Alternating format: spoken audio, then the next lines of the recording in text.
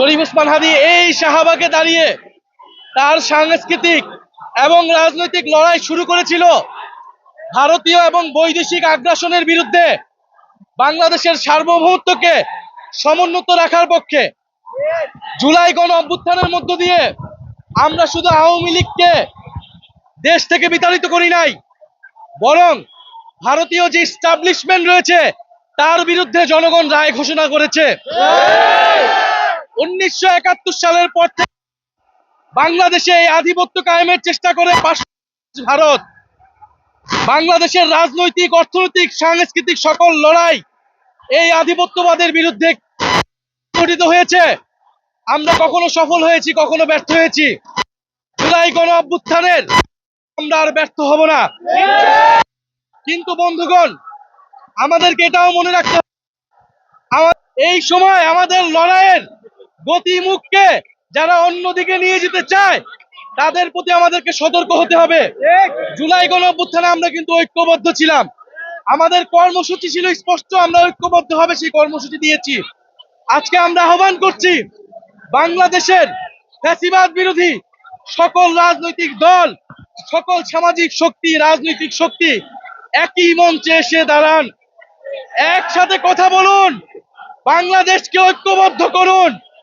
আমরা একই সাথে আমরা এই আধিপত্যবাদের বিরুদ্ধে আমরা আগামীকাল কর্মসূচি দিতে চাই।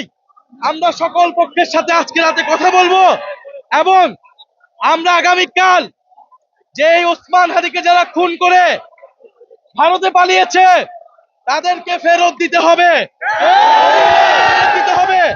তাদেরকে ফেরত দেওয়ার আগ পর্যন্ত ভারতের সাথে আমাদের কোনো ধরনের সম্পর্ক থাকতে পারে না। এবং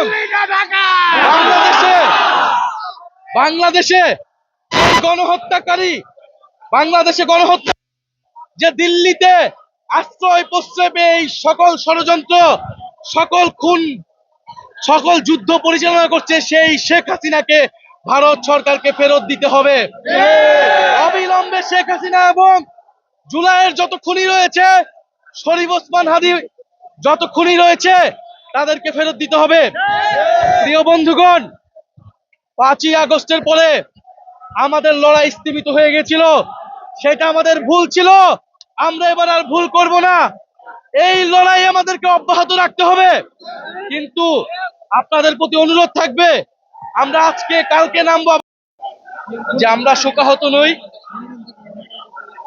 আমরা শরীফ ওসমান হাদীকে ধারণ করি।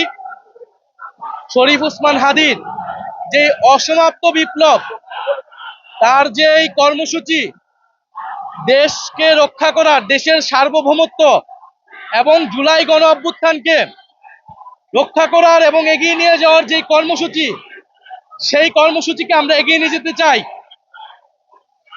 শরীফ ওসমান হাদীকে এই লড়াইটা একটা গণতান্ত্রিক বাংলাদেশ বিনির্মাণের জন্য লড়াই। ফলে আমাদেরকে দায়িত্বশীল হতে হবে, নিয়মতান্ত্রিক গণতান্ত্রিক উপায়ে আমাদের বক্তব্য, আমাদের আন্দোলন এবং আমাদের কর্মসূচি চালিয়ে যেতে হবে। জুলাই গণ অভ্যুত্থানে এই শাহবাগের জায়গা থেকে আমরা আমাদের আন্দোলন শুরু করেছিলাম নিয়মতান্ত্রিক ভাবে, শান্তিপূর্ণ ভাবে, কিন্তু আমরা এটাও বলেছিলাম আমরা শান্তিপূর্ণ উপায়ে আন্দোলন করব, কিন্তু যদি আমার গায়ে গুলি পড়ে, আমার ভাই আহত হয়, আমার বোন আহত হয়, তবে আমরা প্রতিরোধ গড়ে তুলব। আমরা তখন শান্তিপূর্ণ ভাবে বসে থাকবো না, আমরা প্রতিরোধ করব। সেই প্রতিরোধের ঘোষণা দিয়ে এসেছি। বাংলাদেশ এখন কার্যত একটা যুদ্ধ পরিস্থিতির মধ্য দিয়ে রয়েছে, যেখানে জুলাই গণ অভ্যুত্থানে অংশগ্রহণ করা প্রত্যেকটা ছাত্র, তরুণ এবং এই দেশকে ভালোবাসে এই সকল নাগরিকের জীবন বিপন্ন। কিন্তু আমরা বলেছি আমরা ঐক্যবদ্ধ হলে আমাদেরকে কেউ পরাজিত করতে পারবে না। ফলে আজকে রাতের জনগণের প্রতি আমাদের আহ্বান, আমরা সকলে ঐক্যবদ্ধ থাকব, আমরা সকলে আমাদের জায়গা থেকে দায়িত্বশীল হব। কারণ ক্ষোভের ব্যবহার করে আমাদের আন্দোলনের ভিতরে অনেক ধরনের স্যাবোটেজের পরিকল্পনা আছে। এই সময় নয় জাতিকে বিভক্ত করার।